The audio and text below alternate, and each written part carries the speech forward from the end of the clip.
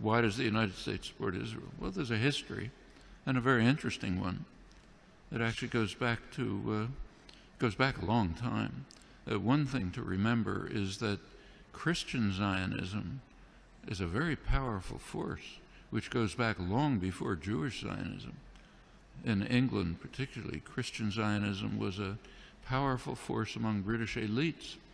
It's part of the motivation for the Balfour Declaration and for Britain's support for Jewish colonization of Israel. Remember, the Bible said, and that's a big part of British elite culture. Same in the United States. Woodrow Wilson was a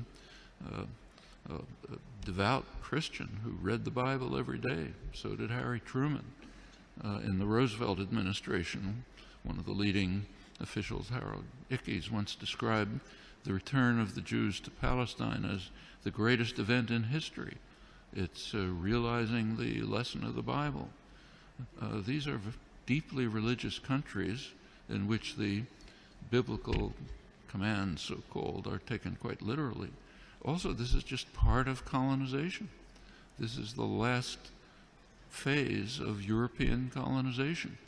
And notice that the countries that are most strongly in support of Israel are not just the United States. It's the United States, Australia, and Canada, the offshoots of England, Anglosphere sometimes called, unusual forms of imperialism.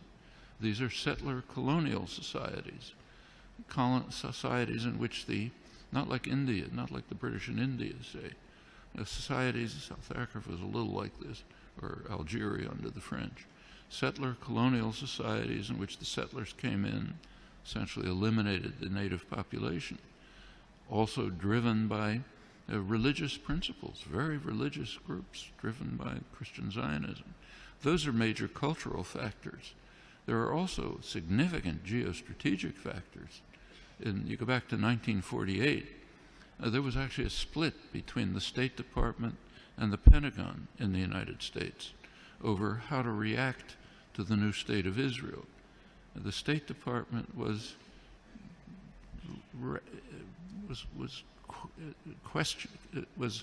not committed strongly to Israeli conquests, the establishment of the state, and was concerned about the refugees. It wanted an implementation of the refugee problem. The Pentagon, on the other hand, was very impressed with Israel's military potential. The Israeli military successes, if you look back at the internal record and declassified, the Joint Chiefs of Staff described Israel as the second largest military force in the region after Turkey and a potential base for U.S. power in the region. That continued. Can't run through the whole record, but in 1958, when there was a serious crisis in the region, Israel was the only state that strongly cooperated with Britain and the United States, and it won plenty of support from the governments and the military for that reason. 1967 is when the current relations with Israel were pretty much established. Israel performed a major service to the United States by destroying a secular Arab nationalism, a major enemy of the United States, and supporting radical Islam, which the U.S. supported. And it continues right until the present. Right now, we saw an example of that just during the latest Gaza attack. You recall that at one point, Israel began to run out of munitions during the assault, despite the fact that it's armed to the teeth. The United States provided Israel with additional munitions through the Pentagon. And notice where they were taken from. These were U.S. munitions pre-positioned in Israel for eventual use by U.S. forces. One of many signs of how Israel is regarded as essentially a military offshoot of the United States. Very close intelligence relations that go way back, many other connections. And the media tend to take up, to support the policy of the government with very few, kind of little questioning around the edges, but basically accept the policy. So, for example, take another issue. Take the U.S. invasion of Iraq. You cannot find the phrase U.S. invasion of Iraq in the U.S. media, though it was obviously an invasion, a blatant act of aggression, a textbook case of what the Nuremberg trials called the supreme international crime, cannot be mentioned. President Obama is praised as an opponent of the invasion. And what did he say? He said it's a mistake. It's a strategic blunder. We're not going to get away with it.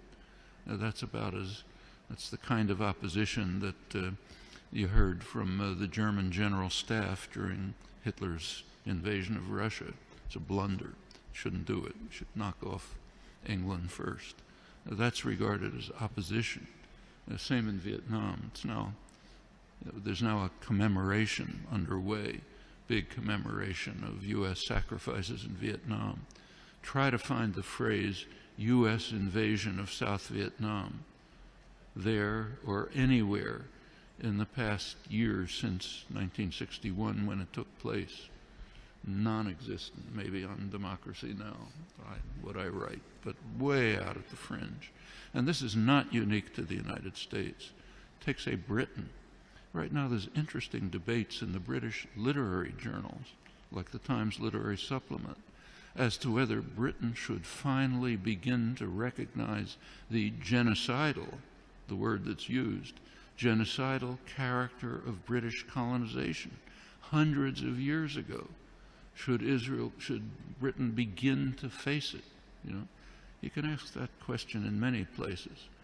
The tendency of the intellectual community to go along like a herd in support of state power, private power, is just overwhelming. Intellectuals like to think of themselves as dissident, critical, courageous, standing up against power. Absolutely untrue. You look at the historical record, that's a small fringe, and they're usually punished. The mainstream tends to be what was once called a herd of independent minds, marching in support of state power. Nothing new here. Unfortunate, you have to fight against it, not new.